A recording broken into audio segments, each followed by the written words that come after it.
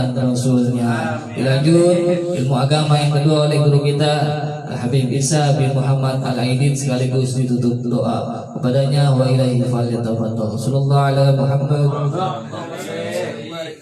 Bismillahirrahmanirrahim. Assalamualaikum warahmatullahi wabarakatuh. Waalaikumsalam warahmatullahi wabarakatuh. Alhamdulillahirabbil alamin wassalatu wassalamu asyrafil anbiya'i wal mursalin sayyidina wa maulana Muhammadin wa ala alihi wa ashabihi ajma'in, amma ba'd.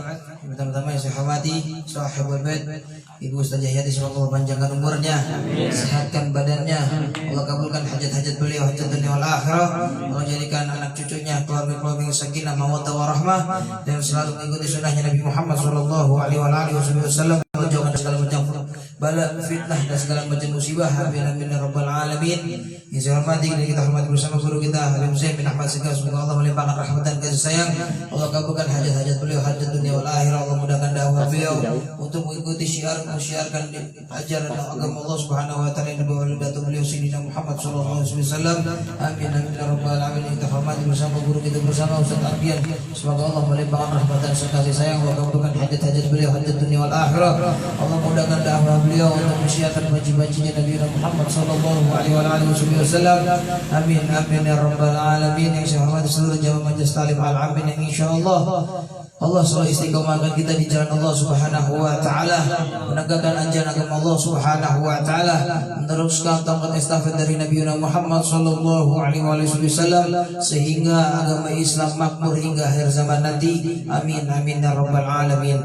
Fahamdan lirabbil khassana bi Muhammadin wa anqazana min dhulmatil jahli wad dayajir. Alhamdulillah. Alhamdulillahillazi hadana bi abdihil mukhtar man da'ana ilaihi bil izni wa qad nadana labbaika ya man dalana wa hadana.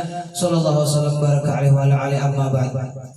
Begitu banyak ilmu yang baru saja kita dapatkan dari guru kita Habib Zain, ilmu yang amat sangat bermanfaat khususnya buat kita yang mengaku anak majelis taklim. Dari dulu yang mana paling suka buat membahas masalah ini, apa kitab ini ada sudah murid ini kalau menurut saya ini kitab dasar untuk kita sebagai anak majelis taklim. Bagaimana cara kita menghormati guru, bagaimana cara kita menghormati ilmu, bagaimana cara kita menghormati diri kita, memantaskan diri kita untuk hadir dalam setiap majelis-majelisnya Nabi Muhammad sallallahu alaihi wasallam. Tadi Habib Zain bilang dalam sebuah hadis, innamal a'malu binniyat.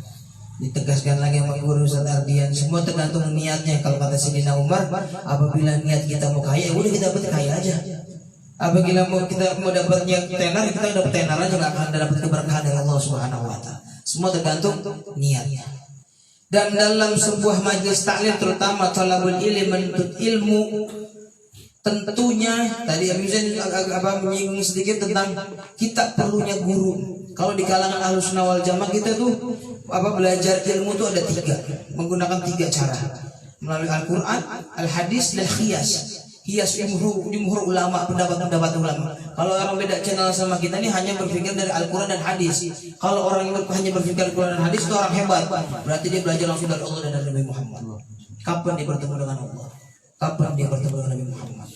Tapi karena ada kita wasilahnya, para habib ulama, salafun saleh kita, guru-guru kita, para habib kita, para ustaz kita, para kiai-kiai kita, hingga sampai saat ini kita bisa mengenal ilmu Al-Quran, kita bisa mengenal ilmu hadisnya Nabi Muhammad SAW. Jadi sebenarnya pernah sampaikan beberapa bulan yang lalu dalam majelis talim alamin, kita menuju raih cintanya Allah, kita ada tangganya sini. Melalui guru kita, melalui gurunya lagi, gurunya, tabiin, sampai Rasulullah Shallallahu Alaihi Wasallam. Nah, bagaimana cara kita menghormati sebuah ilmu? Langkah yang paling pertama kita menghormati sebuah ilmu sehingga ilmu yang disampaikan itu sampai ke dalam kita. Yang pertama kali kita harus beradab kepada guru kita. Masyaallah hadirin, kita belajar Imam Haddad. Guru kita sebagai Nabi.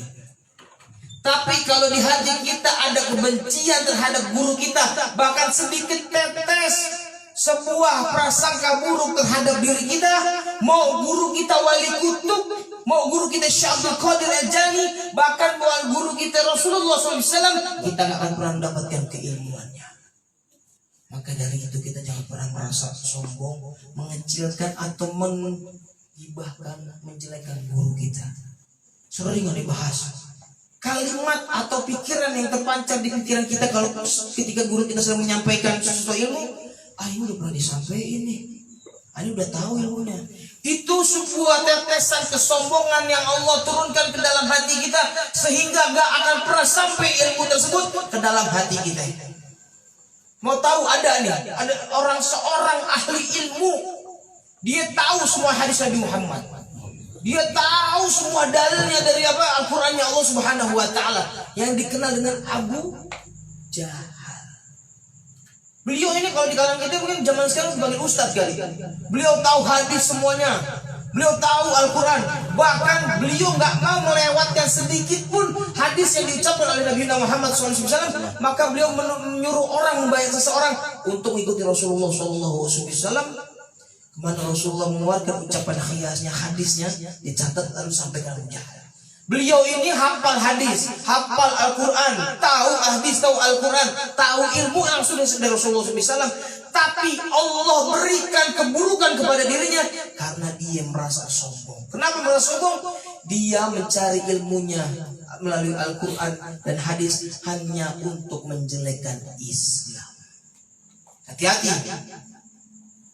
Kita nggak ada adab sama guru, jangan pernah berharap kita mendapatkan ilmu. Apalagi pikir, ya Allah nih guru kita nih kok nyindir-nyindir gini. Kata Buya Maliki, tugas kita ini sebahnya menyampaikan, terserah orang mau ikut apa enggak. Karena apa? Kalau seorang murid menerima ilmu dari gurunya dan dia bisa terapkan dalam kehidupannya, itu merupakan dapat rahmat dari Allah Subhanahu wa taala. Maka hatinya dibuka oleh Allah Subhanahu wa taala. Tapi kalau dia menghadiri suatu majelis ilmu, dia dengar ucapan gurunya, dia dengar dalil-dalil dari gurunya, tapi dia merasa tersinggung, tanya sama hatinya itu, ada luka nggak tuh di hatinya? Kalau kata ulama nih, kita terima ucapan sepahit apapun dari guru kita, seburuk apapun kita terima. Semua yang diajarkan oleh guru kita pasti bersumber dari Nabi Muhammad. Cuma hanya cara penyampaiannya aja. Ya enggak? Biasanya maaf anak muda nih kalau dibahas masalah pacaran dia masukin di keluarga. Ini perlu hak. Terserah mau benci sama dia mau enggak. Aneh yang menyampaikan. Kalau kalian ingin mendapatkan rahmat dari Allah, insya Allah ilmu kalian nyampe. Ya enggak? Seperti yang dibahas minggu lalu, jangan pernah kita menyepelekan dosa yang sekecil apapun. Imam Haddad juga bilang dalam kitab Sulukul Murid, seorang murid itu harus memiliki keikhlasan dan keridhaan dari dirinya atas segala kehendak Allah Subhanahu wa taala. Apapun itu harus punya keikhlasan. Kita belajar kalau nggak ikhlas bawaannya gerasa gerusuk aja, nggak betah aja. Benar. Semuanya kembali kepada niat. Niat kita mau apa? Ya enggak? Dan seorang murid yang baik kalau kata Imam Haddad harus mengikuti apapun yang dikatakan gurunya. Apapun itu. Dulu ada pernah ngebahas tentang Jalaluddin Rumi. Pernah masih ingat gak? Yang beliau disuruh beli minuman. Masih ingat gak itu kisahnya? Kalau nggak tahu, cari tahu sendiri. Saya suruh ilmu mengerti di Pak Tanamin. Beliau kaget. Beliau disuruh gurunya beli Homer. Tapi beliau sangat ta'zim dengan cinta sama gurunya. Beliau sami'na wa ata'na. Aku dengar dan aku laksanakan. Tuh murid. Ya enggak? Apapun kata guru ikutin walaupun di luar logika kita. Sekarang gini, kita punya ulama yang Masya Allah. Contohnya Habib Syekhan. Kalau kita melihat secara kasat mata orang nggak masuk akal. Tapi kalau kita rasakan dengan hati, ucapan beliau bisa menembus arsy Allah Subhanahu wa taala. Walaupun maaf, kita nggak ngerti apapun ilmu yang disampaikan oleh guru kita, tapi kita punya mahabbah terhadap guru kita, ilmu apapun akan turun ke dalam kita. Bahkan ilmu yang kita nggak ketahui dari guru kita. Contohnya apa? Ada nih ulama besar di Hadramaut, Habib Abdurrahman Al-Mahsyur, punya murid namanya Habib Alwi bin Idrus bin Shahab. Habib Alwi bin Idrus bin Shahab belajar sama Habib Abdurrahman Al-Mahsyur. Beliau selama mondok di Hadramaut, beliau tugasnya apa? Mungkin kalau anak-anak rumus kenalnya apa tim majelis kali itu ya. Cuma nyediain kopi, nuangin teh aja buat tamu-tamunya. Bukan buat tamu malah, buat santri-santri yang lain. Nuangin teh doang. Sampai suatu waktu beliau dapat omongan dari murid-murid yang lain, teman-teman yang lain. Alwi, ente di sini tujuannya mondok tolabul ilim. Tapi ente kok kan ente nggak pernah belajar. Ketika guru kita ngebahas kitab, ente cuma nuangin teh aja, nuangin kopi, nuangin minuman aja buat kita semua. Terus ente bilang ilmu apa? Sedih dong. Habib Alwi bin Idrus bin Zahab dapat ucapan terhubung dari teman-temannya. Beliau termenung lalu konsultasi sama gurunya Abdul Rahman Al-Masyhur. Wahai guruku, apakah benar saya selama ini di sini saya mondok, tapi saya memang tidak pernah ikut ketika engkau membahas sebuah kitab, sebuah ilmu. Namun aku hanya menjalankan tugas dari engkau, wahai guruku, untuk menuangin minuman-minuman, menyajikan minuman-minuman atau makanan untuk para santri-santri yang lain. Apakah benar aku nggak akan mendapatkan ilmu? Apa kata Abdul Rahman Al-Masyhur? Karena patuhnya engkau terhadap diriku, wahai muridku. Lihat nanti ketika engkau lulus pulang dari sini, semua teman-teman kau yang berbicara seperti ini akan belajar pada engkau. Ya. Cuma taklim doang. Apa yang kata gurunya diikutin. Hatta cuma nuangin itu doang. Syekh Ali Baros mendapatkan magom ketinggian magomnya langsung dari gurunya. Karena apa? Beliau bahkan tidak mempedulikan datangnya Nabi Allah Khidir. Beliau tetap memijit kakinya Abu Umar bin Al-Atus. Sohibur Rotet. Beliau dapat magom, bahkan gurunya bilang, aku gak akan menerima Fatihah untuk diriku kalau gak disebut Syekh Ali Baros. Karena apa? Ta'zim sama guru. Yang paling dekat deh, gak usah jauh-jauh. Al-Fakir punya guru Habib Munzir bin Fatal Musawah. Beliau sebelum subuh udah standby depan guru ke rumah gurunya Habib Umar, menyediakan sendalnya. Ketika Habib Umar masuk pulang setelah dakwah sampai malam, disediain rapi lagi sendalnya. Hanya itu doang, nggak mau kelewat sedikit pun. Beliau lebih sering membantu teman-temannya kayak Habib Jindan, Habib Alwi bin Yahya. Apa beliau kerja? Beliau saking nggak punya apa-apa, beliau sampai bantu nyuciin pakaian teman-temannya. Cuma bantuin nyuciin buat teman-temannya. Beliau karena nggak mau nyusahin orang lain, minta beliau bekerja di situ. Dan beliau ta'zim sama gurunya sampai beliau sakit. Beliau satu-satunya murid yang bisa tidur di ruangan Sayyidina Habib Umar. Ketika asmanya beliau sedang parah-parahnya, tapi karena mahabbahnya Habib Umar pada muridnya, Allah angkat derajat Habib Umar. Bahkan satu-satunya murid yang mendapatkan gelar langsung dari gurunya Sultan Guru, rajanya hati. Tuh karena ta'zim sama guru. Dan tantangan terberat bagi seorang murid, perhatian nih. Tantangan berat yang paling berat bagi seorang murid ketika melihat kesalahan atau kejelekan pada gurunya. Karena apa? Bagaimana caranya dia nggak bersuzon sama gurunya. Zaman dulu ada nih di kitab Ta'limut Ta'alim kalau nggak salah. Di dalam kitab tersebut dijelaskan ketika seorang murid ingin pergi menuntut ilmu, sebelum dia pergi menuntut ilmu, dia bersedekah dengan tujuan, ya Allah, dengan sedekah ini tolong tutup aib guruku sehingga aku tidak melihat sedikit pun aib dalam guruku, sehingga tidak ada muncul prasangka buruk terhadap guruku. Sekarang zaman nih, ya Allah, kadang-kadang guru disepelein, maaf.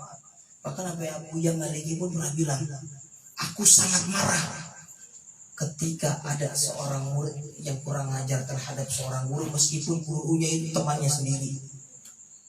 Ya enggak? Guru kita yang mengajarkan kita alif, ba, ta, yang mengajarkan kita fikih, tasawuf atau apapun yang kita anggap guru, jangan pernah kita remehin sedikit pun. Zaman dulu kalau berdoa itu, ya Allah, tolong jaga guruku wahai Allah, tolong tutup aib guruku wahai Allah. Tapi zaman sekarang, ya Allah, tolong kuatkan ilmu hafalanku ya Allah. Tapi dia nggak pernah mendoakan gurunya. Itu nggak ada mahabbah dalam gurunya, dalam hatinya. Makanya kita harus taat sama guru kita. Siapapun yang kita anggap guru, meskipun ucapan yang beliau menyinggung hati kita, tanya sama diri kita, ada luka nggak di hati kita yang kita tersinggung ucapan guru kita? Ya enggak? Benar apa enggak? Sekarang ini untuk guru zaman sekarang ini nggak ada guru lu terjun ke jurang. Ada nggak? Kalau ada, niscaya tuh orang nggak, tuh ulama nggak mau dekat sama orang-orang. Dan seorang murid yang mendoakan gurunya itu merupakan kebutuhan dari murid tersebut. Karena apa? Dia mengharapkan keberkahan dari murid. Tapi guru tuh nggak perlu didoain sebenarnya, karena langsung didoakan oleh Rasulullah SAW. Tapi kita sebagai murid sudah sepantasnya untuk kebutuhan kita, untuk diri kita mendoakan guru kita. Tuh yang paling penting. Dan yang terakhir ini paling penting. Kita ngebahas kita adab sulukul murid. Jujur, aneh malam ini lagi agak-agak sedikit ngeblank pada hari ini nih. Nggak tahu harus membahas apa, jujur Bil. Aneh agak sedikit ngeblank, mungkin lagi capek juga, lagi rasa kakinya lagi sakit-sakit 2 hari ini nih. Yang paling penting nih, tolong ditanam dalam hati kita. Bukan seberapa besar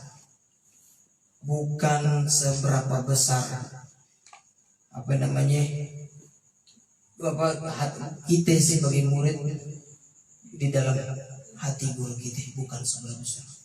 Tapi seberapa besarkah seorang murid di hatinya ada gurunya? Karena apa? Sebesar itu pula, bahkan jauh lebih besar cintanya gurunya terhadap muridnya. Jadi semua tergantung muridnya.